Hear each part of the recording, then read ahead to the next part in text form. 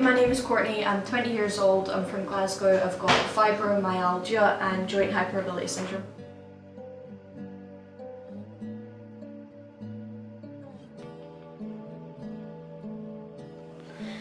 I was diagnosed when I was 15 with joint hypermobility syndrome, and then fibromyalgia was diagnosed about a year and a half ago. Hypermobility syndrome I had had a lot of problems with since I was about 12 years old. So we went to the doctors and they told us that it was growing pains and that they would go away on their own, but eventually we realised that they weren't going away on their own, so we had to keep on going back. The doctor decided to start testing me by bending my joints different directions and seeing if they hyperextended, and then eventually they diagnosed me with joint hypermobility syndrome. And then after that, I continued to suffer from symptoms that weren't part of joint hypermobility syndrome. And so I kept on going to the doctors, and they eventually sent me to a hospital where I was seen by a specialist who said that I had fibro.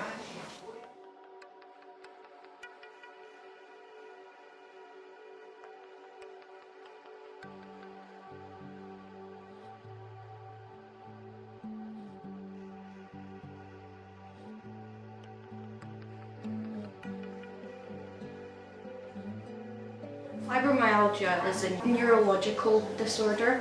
Every nerve ending in your body that tells you when you're in pain to someone with fibro, their nerves start to spark off at unusual stimuli. So something like rain falling on your skin could cause you pain, or exercise, or the cold. Any number of things could cause pain in someone with fibro, and the triggers vary from person to person. When I was originally diagnosed with joint hypermobility syndrome, the doctors offered me painkillers. They didn't really have the desired effect. It was more of it would dull the pain than anything else. So I decided that they weren't worth taking, because obviously in the long term taking them every day would damage my health more than the joint hypermobility syndrome probably would. So I decided not to take them.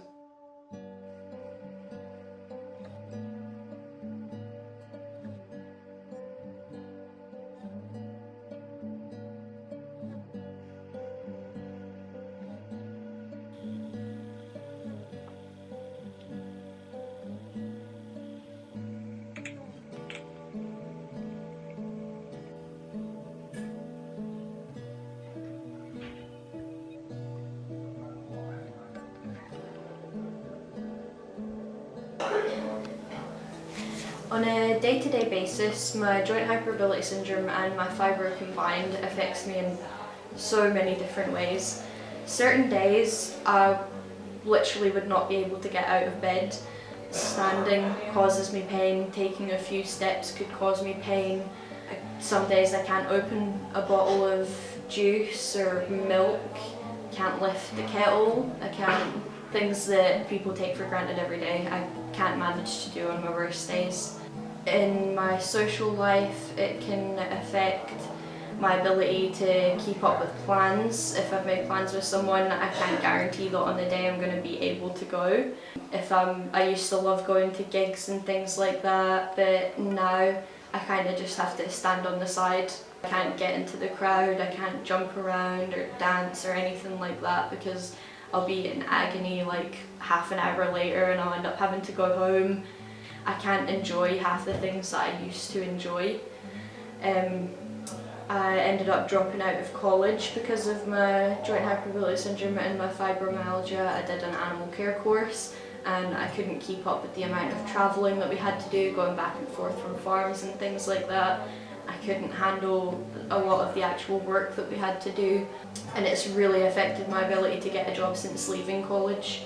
I can't do any job that involves me walking a lot or lifting anything heavy, or even desk jobs and things like that are still difficult for me to try and manage because of brain fog, which can cause me to be really forgetful, really disorganised, kind of scatterbrained.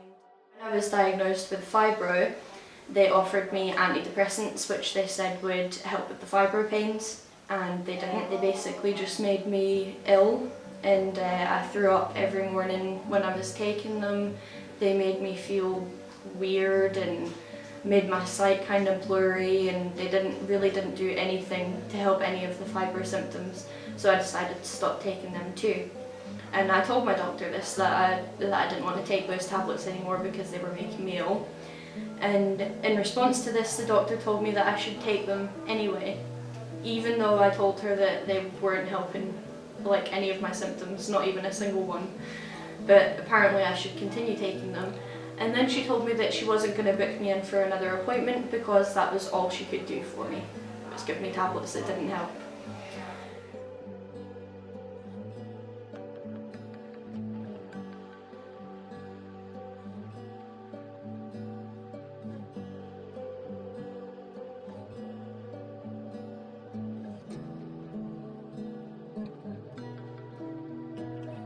Hi, my name's Brooke. I have joint hypermobility syndrome and fibromyalgia.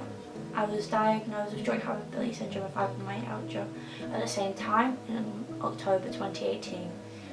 I've always known I've had like both of these. Well, not always known. I've known there was always something wrong with me from when I was a child. I had extreme pains like in my joints and in my arms, and no one else in my family, like in my main family, had it, and they all just thought it was growing pains and that I'd get over it and grow out of it, but I never did.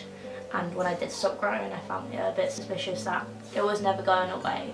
And then my cousin called me. She was diagnosed with it a few years back, and we all started realising in my family that maybe it's a genetic thing, and she did get her one hereditary. So we did figure out that was the cause of us having it, and our pains progressively gets worse through age. So currently my one isn't that bad, and I've kind of gotten used to having the pains.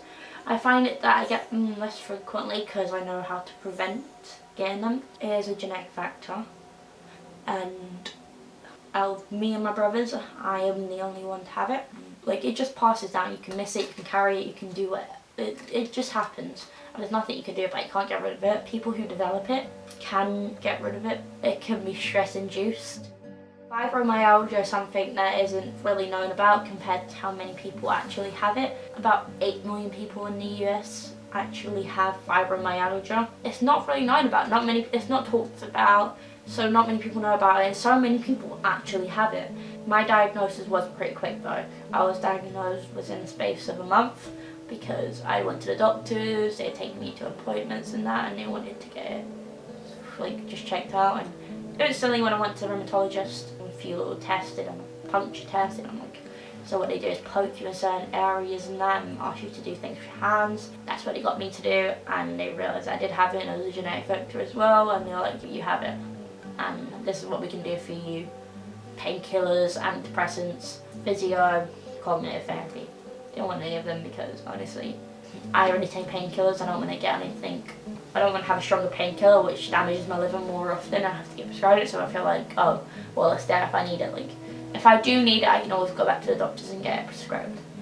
But I don't think I'm at a current stage where I do need it. Painkillers like paracetamol and ibuprofen actually do work for me currently, and I don't take them as often as I used to, so I know, and I know that damages my liver, so I don't really want to risk it. So my arms don't bend straight like that.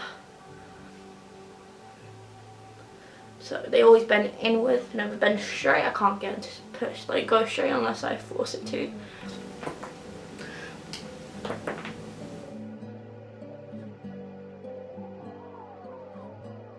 You can't get rid of your genes. That's just how it is. I'm born with it, and I will have it for the rest of my life.